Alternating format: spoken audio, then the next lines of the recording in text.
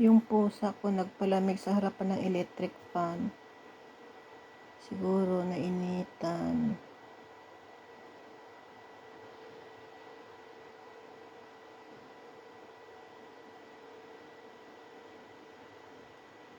Yeah. Diyos ko, nagpalamig sa harapan ng electric fan. Mahaba kasi yung balahibo niya, kaya mainit. Yan, aantokin na yan. Sarap ng buhay, nakahiga sa kabayo ko.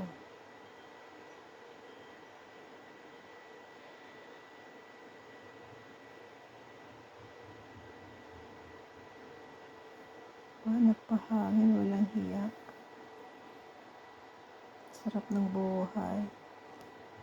Sasha!